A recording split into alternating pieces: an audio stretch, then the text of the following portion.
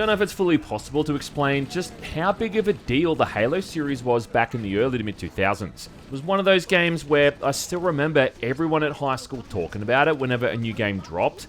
It appeared in The Wire, it appeared in The Longest Yard, and Dexter famously played it using only a keyboard. Winning. With there being 8 major FPS entries in the series, with the most recent one being Halo Infinite in 2021, going all the way back to 2001 with the original, Halo Combat Evolved, which now in 2026 has had new life breathed into it, again, with this all-new edition called Campaign Evolved, developed by 343 Industries, or Halo Studios as they're now known as. You need some? Yeah, move now. And they're calling this thing a faithful yet modernized remake of that original campaign, rebuilt with high definition visuals, updated cinematics, and refined controls. And all of which is true, taking what's essentially a 25-year-old game and making it more palatable for modern audiences. I mean, we're definitely living in the era of old games getting remade here with stuff like Assassin's Creed Black Flag, Metal Gear Solid 3, and Silent Hill 2. And the big question I've seen a lot of people asking is, did we even need this thing to begin with? But I think what a lot of people are maybe overlooking is that it does go a little bit deeper than that. Never been better. I mean, they're simply looking at it in the sense of it being a remake of Combat Evolved, which it is, but it's also huge in a couple other key ways. I mean, for starters, it's the first time we've ever had a Halo game on a Sony platform, with this thing hitting the PS5. Prior to this, every single previous game, including even the Master Chief Collection, were only available on PC and Xbox platforms. And secondly, unlike the Master Chief Collection, this is an actual remake and not a remaster, with this new version running on the gaming industry's version of the Town Bike, the Unreal Engine 5, being completely built from the ground up. So, as much as this thing is designed with the older fans in mind, it's also designed with newer fans in mind too, in fact, probably more so. Which means that the kind of people who are going to criticize the way that, the elites are animated now, or the inclusion of a sprint button, aren't the only demographic that they're targeting. Now, simply going over every single little change and update is not only going to take forever, but it's also just going to be kind of boring. There are some things worth mentioning though, like for instance how your flashlight battery doesn't drain over time anymore because, why should it ever? And I don't know why so many games back then had that trend where you had to turn your flashlight off to let it recharge, but thankfully they've done away with this and it now lasts forever. Thank you! Power-ups make a return here too with the overshield and the cloak, but you can now activate these when you actually need them, as opposed to having them automatically activate when you walked over them. There's small updates to how the weapons handle as well, like how the assault rifle is a lot more accurate now and able to actually hit things from a distance, compared to that dinner plate sized crosshair it had in the original. Which really is a great change, unless you somehow think that having a weapon be about as accurate as a garden hose was a good feature. Speaking of weapons, a lot of them from the other games have been added in here too, with the submachine gun, the fuel rod cannon, the jackal sniper, and the sentinel gun. You can even now pick up the plasma sword off the elites now, which I did always think was a bit of an odd omission in the original. And as I mentioned before, there's also a sprint mechanic added in too, which makes trudging around some of the more lengthier missions a lot faster. Which is again a pretty good change. Unless, you somehow think that being forced to walk around these humongous maps is a good thing. Then finally, objective markers are far more frequent and helpful in showing you the way to your next objective, which is about the only thing I would say is a double-edged plasma sword. Simply because when your objective is to kill a certain amount of enemies, the marker outright acts like a wall hack and shows you exactly where these guys are, which in the case of the stealth elites, kinda removes the challenge. Otherwise though, this is still Combat Evolved through and through. And as someone who hasn't really played this thing in a while, in fact I think the last time I sat down and played through the entirety of this campaign was about 4 years ago, I really was surprised at just how well it holds up. And how much of the fundamentals in this remake they otherwise haven't even tried to mess with. Kick ass! Now, I feel like you can get a pretty good idea of how much someone knows about FPS games if they're one of the people who shits on the original Halo and calls it overrated or anything like that. Simply because I'd argue that Halo is rated exactly as it should be. And the simple fact of the matter is that it really was ahead of its time, especially as far as console shooters went. 2001 is often regarded as one of the best years ever so far as first-person shooters go, and Halo plays a pretty big role in why that is. Even more so when you consider everything else that came out around the same time. I mean, we had Return to Castle Wolfenstein, Alien vs Predator 2, Red Faction, and Serious Sam: The Second Encounter. And yet, despite all these hard hitters, Halo still managed to separate itself from the pack. I mean, don't get me wrong, PC shooters were incredible in 2001, but what Halo did was bring that level of sophistication to consoles without compromising depth. Being this completely new IP on the Xbox of all things, letting the player control the Master Chief as he took on enemies in these humongous sandbox environments, the kind that we really just hadn't seen in an FPS game before this. Also having a really well told story to keep things moving about this alien alliance called the Covenant who are kicking humanity's ass. Let's stay focused. With Chief crash landing on the eponymous ring-shaped planet and then working with Captain Keyes and Sergeant Johnson of the UNSC. Marines, lock and load your weapons. Let's be ready to move. Assisting and rescuing scattered groups of Marines while a sentient AI program named Katana sits in his head and helps to guide him. Aye, aye, sir. It's part science fiction, part action-adventure, it's a military shooter, a vehicular shooter, and then it's even a bit of a horror game later on, with this now iconic lineup of guns, while having strengths and weaknesses against certain enemies, broken down mainly into either ballistic or plasma weapons. Ballistic weapons like the assault rifle and the Magnum were generally more effective once an enemy shield had been stripped away with one of the plasma weapons. And then with the case of stuff like the shotgun, the sniper rifle, or the rocket launcher, you really just needed to aim it at an enemy and press the fire button. But either way, though, it really encouraged the player to swap weapons out frequently, and prevent them from just using one strategy over and over, which has really gone on to become one of the series' most well-known and defining features, quickly establishing a familiar rhythm during combat, as well as fitting in really well with that whole 2-weapon limit, which, if it wasn't included, would otherwise make the combat completely trivial, because you could just swap out instantly to the best weapon for every situation at any time you wanted.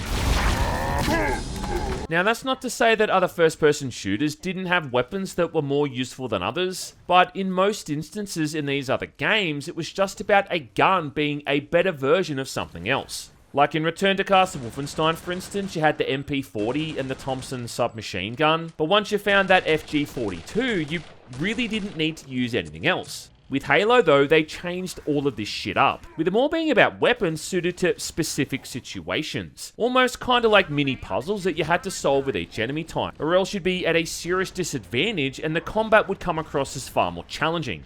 To the point that you could outright handicap yourself if you had a bad combination of weapons, and also because these enemies sure didn't wait around for you to shoot them. Which really is another thing worth mentioning too, and that's the seriously impressive enemy AI here, something which is still abundant in Campaign Evolved.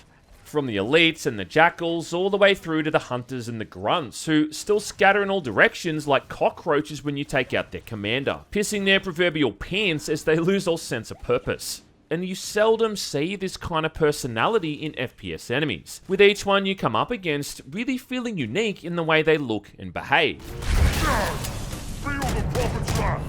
Fire in their direction and they'll seek cover behind whatever's nearby, and try to run them down in a vehicle and they'll often leap out of the way.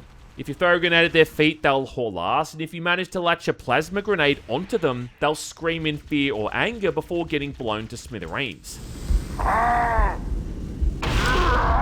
With the remake including all of this, even arguably improving it, given how they've now got behaviours from some of the later games, like grunts being able to kamikaze charge by holding lit plasma grenades.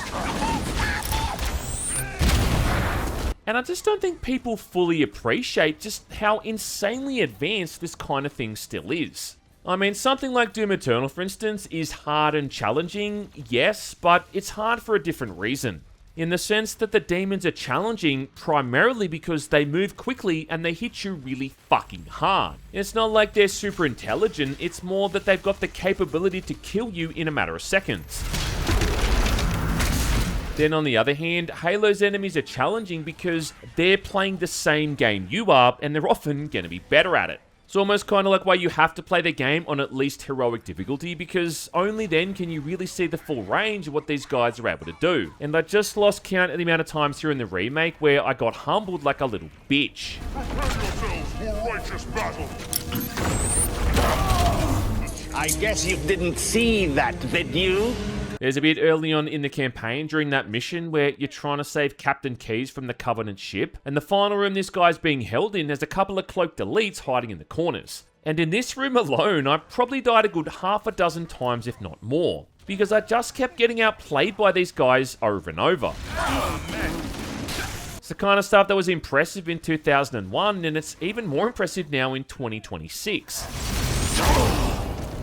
They're under fire! They're the kind of enemies that you just love to hate, reminding me that there's very few shooters out there that has AI that challenges you this much. I mean, the closest thing we had to this back then in the 90s was maybe the AI in Unreal, which was on a similar level. Nowadays, what do we got? Like, I'd argue nothing.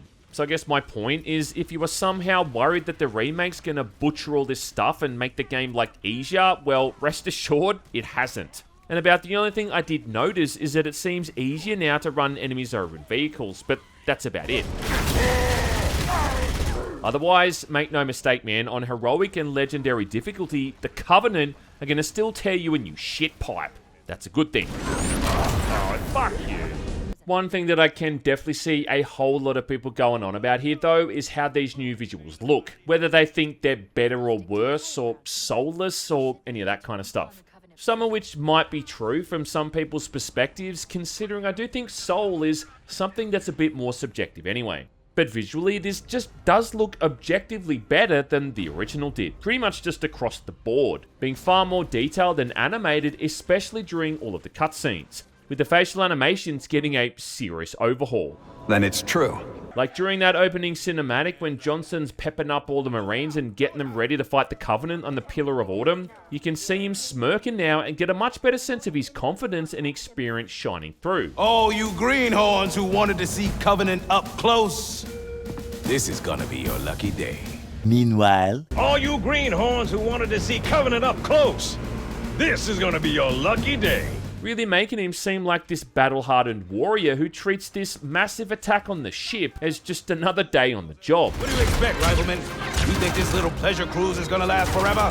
When you rescue Captain Keyes from the Covenant later on, you actually see him get into that dropship, hop into the pilot seat and control it directly, as he crashes it into those hunters. Time for a little payback.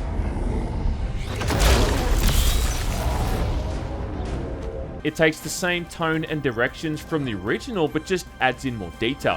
We're gonna make it, aren't we, sir? I don't want to die out here. We're gonna make it, aren't we, sir? I don't want to die out here. Being a great example of the kind of thing your brain imagined the characters actually doing back then. Only now you're getting to see it happen in real time. I really love that new cinematic when the Pelican's landing in the silent cartographer. How you can see the Chief just coolly standing there holding himself up with one arm, while all the Marines behind him jerk back and forth from the turbulence. And when you make it to the beach, like the amount of new visual detail here is just amazing. Like being able to see all the individual little pebbles, along with there being foam from all the waves rolling up the sand and mist as they splash on the rocks. Being really polarizing as well, given how serene it is compared to the literal war zone going on in the background. You can even leave footsteps in the sand as you walk across it, and similarly with the Warthog, leave behind tire treads wherever you go. And later on too, when you're taking on the Flood, you can see all the spores and the parasitic particles in the air.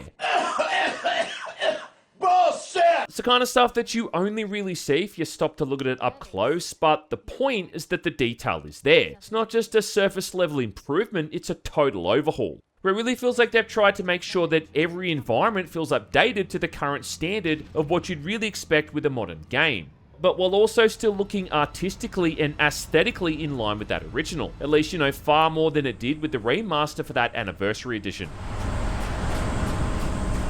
Let's roll! Another really great example is how they've changed things in that first mission when you encounter the Flood, where it went from being this brightly lit and action-packed shooter and suddenly turned into a horror game. You got that same eerie sequence as you move through the swamps at nighttime, even seeing the Covenant fleeing from something as they retreat, which is doubly scary given how we've never seen these guys outright retreat from battle, even against Chief, who they consider to be a literal demon. So yeah, like, you know that whatever they've seen in there must be pretty bad. You then move to this empty facility, coming across nothing but corpses and rooms full of mutilated bodies with bodily fluids all over the walls and floor, before then finally being attacked by this new enemy type as they burst through the doors, where you're now taking on what's essentially zombified Covenant forces and UNSC Marines, which are now all connected to this parasitic alien hive mind, making them even scarier when you consider that the virus is able to retain the memories and knowledge of whatever it's infected, which explains why they're able to use all the same weapons and tactics.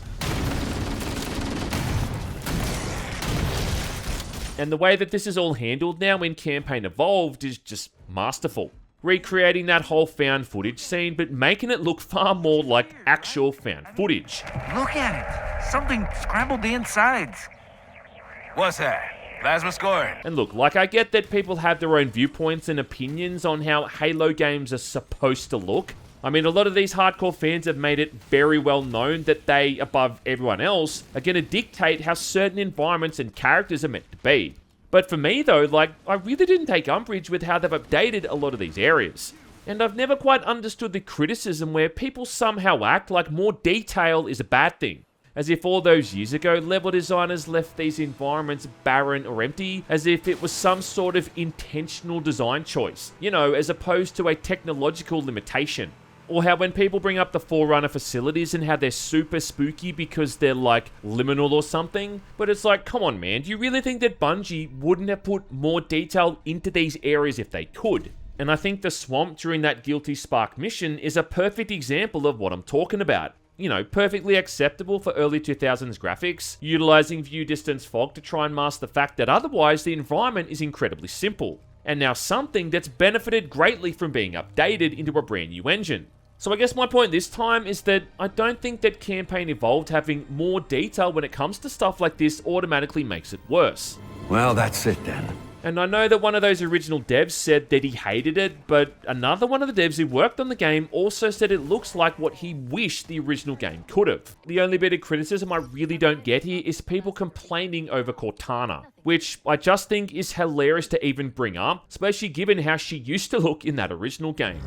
Oh, those Covenant fools. They must have known that there must have been signs. Slow down. Oh, those Covenant fools. They must have known there must have been signs.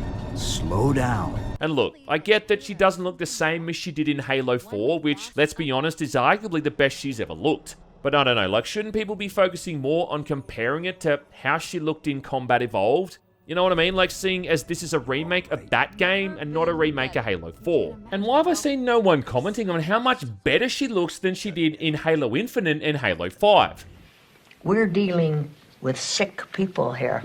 Either way, like, the amount of people who are willing to write off this entire thing simply because of this is just insane. Dangerously sick people. But I do realize that trying to talk sense into people like that is like trying to tell a dog to stop barking at cars. Aye, aye, sir. The good news is that all of the music, originally composed by Marty O'Donnell and Michael Salvatore, is completely unchanged, just this time being supposedly remastered. But remastered or not though, those old tracks still hit as good as they did all those years ago. And the song that plays during what's more or less Halo's Battle of Normandy is still legendary. They've even included the iconic main menu theme, which is something they removed from the Master Chief Collection.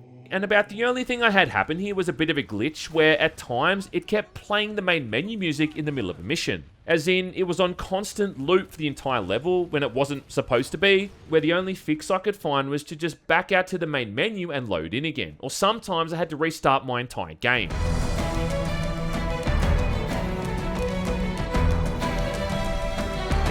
Regardless though, skipping all of that shit, all of this stuff still captures the essence of what Halo's about.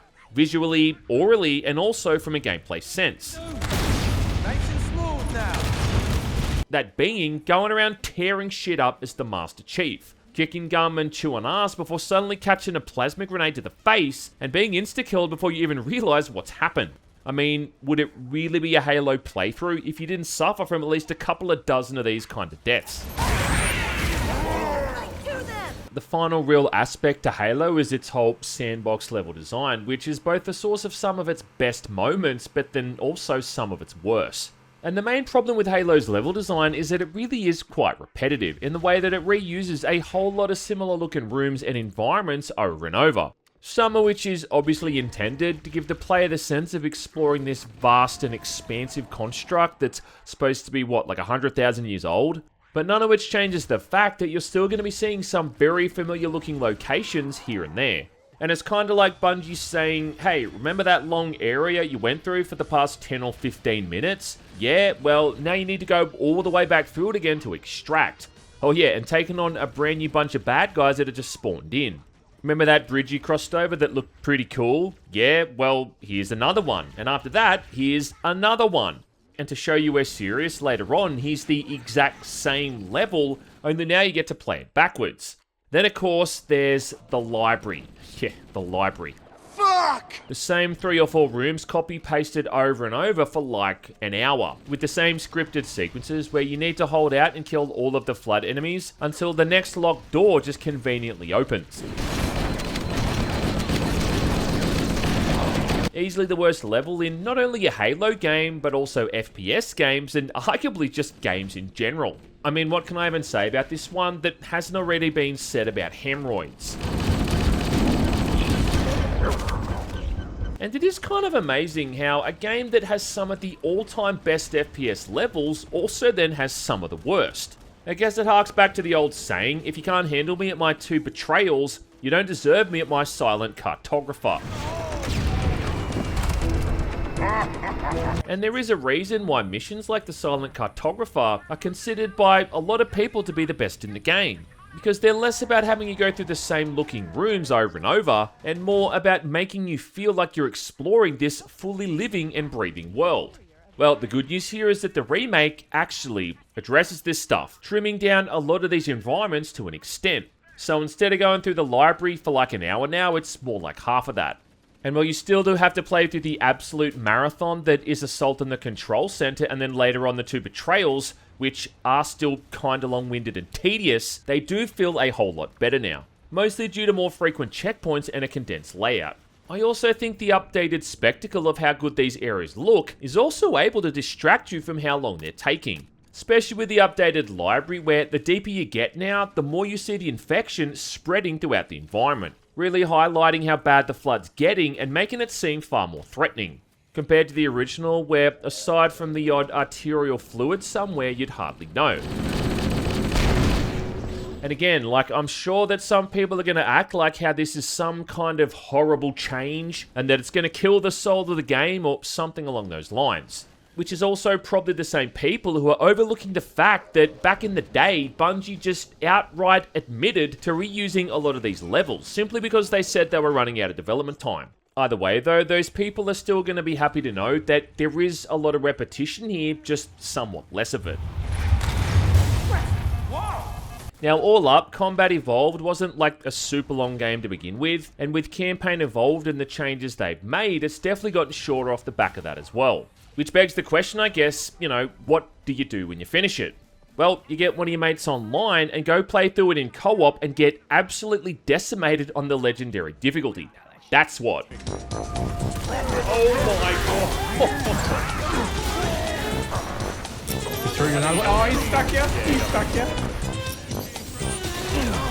Oh, what the fuck was that?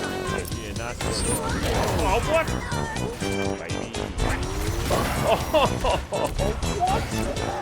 And yeah, co-op mode in this is still just insanely good fun, with there even being support for 4 players now as opposed to the original 2, which means that you and 3 of your buddies can go Dutch rudder each other to oblivion as you blast through that campaign.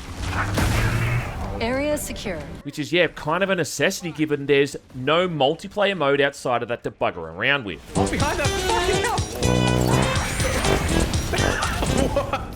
Fucking hell. Where did that come from? There is also these new exclusive bonus missions that take place before the events in Combat Evolved, where Sergeant Anderson and the Chief are launching some kind of a secret mission on a Covenant ship, which they hope's gonna uncover intel they can better use to defeat them. And it starts off pretty good, having an almost buddy cop vibe going on, with Chief and Anderson acting like a couple of bros and bantering back and forth. Are you ready to get to it?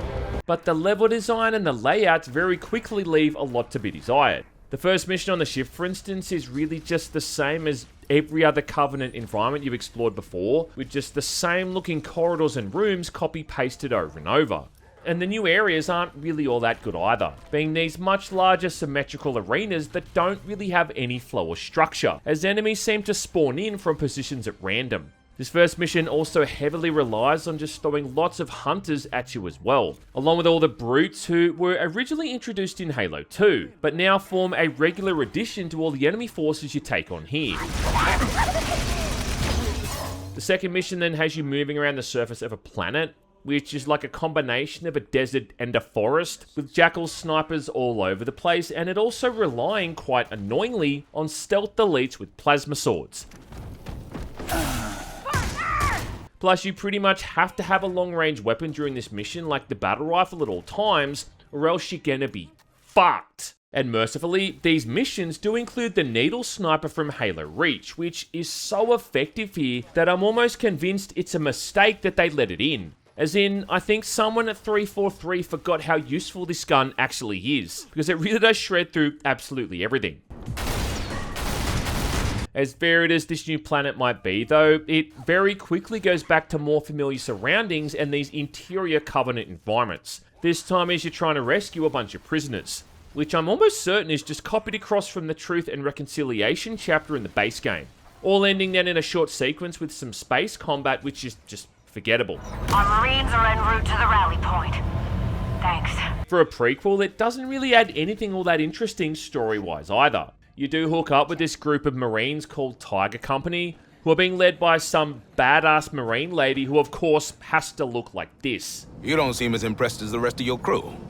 No, Sergeant Major, I'm not. Takes more than fancy armor and a good PR campaign to impress me. But if you're like expecting this to tie seamlessly into the opening sequence from the base game, well, don't. I mean, the ending cutscene goes for about 30 seconds and then it just throws you back to the main menu. Sounds good. They could have easily had some quick shot of Chief going into stasis or something, but I don't know, I guess that was too hard. Overall, like, it's not bad, but it just does feel very uninspired. And outside of some new interactions between Anderson and Chief, there's no real reason to ever replay it. It also feels like they rely just way too much on bum rushing to play with lots of enemies at once. Where it stops becoming challenging because you're playing a game of chess with your opponents, and instead becomes challenging because you're just getting constantly overwhelmed. Along with just doing dumb shit like spawning in a hunter while you're in a narrow corridor. Yeah, dumb shit. And the frequent bottlenecks you come to don't really help either, where you're forced into a giant opened up area through a single door, which the enemies can all just wail on from the other side. Still though, at the end of the day, I don't think that more Halo is necessarily a bad thing, and the combat loop is still pretty fun for the most part, at least when the level design facilitates it.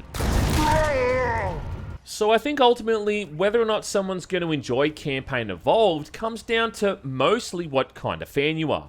If you're the kind of person who hasn't even played Combat Evolved ever, or maybe you're someone like me who hasn't played it in a few years, well, then I think you're definitely going to pick up here what they're putting down. Especially if you're willing to play the whole scissors, paper, rock game with its combat mechanics, and dip your toes into that proverbial sandbox. If you're the kind of fan who's worried about the new sound effects they've used for the hunters, or the kind of person who thinks that Cortana looks like Germa, well, then I think your reception is going to be slightly worse. You mean this? I do want to say one thing is certain though, and that's that the price they're charging for this thing is fucking insanity. With it being 90 bucks in Kangaroo Land for the standard edition, and then 120 buckaroos for the premium, where about all that seems to give you is some bonus skins and a digital art book. And considering this really only has the campaign, the co-op mode, those short bonus missions, but no competitive multiplayer, I don't know, it makes that price seem kinda high. At the end of the day, like, that usual crowd of people are going to find reasons to hate on this remake and complain about it for this, that, and the other thing. But I don't think that that should discourage normal, healthy, and happy people from enjoying this thing for what it is. And it still reminds us why Combat Evolved was such a groundbreaking and innovative title. It manages to maintain, but then also update multiple features and components. So whether or not this ends up becoming your definitive way to experience Halo, or you still swear by the original, Campaign Evolved proves something that a lot of people seem to forget.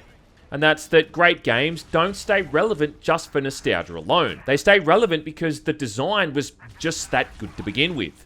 That's why people are going to argue about this one, and that's why Microsoft just keeps coming back to it. And it's also why, after all this time, the original blueprint here still holds up against just about every modern shooter that you could throw at it. Let's give our old friends a warm welcome. I've already begun. Now, if you'll excuse me, I'm off to get plasma grenaded by Cloak Delete I definitely didn't see coming. Responding to Echo 419. We've reached the gravity lift and are ready for This deployment. motherfucker rolling. They see me rolling.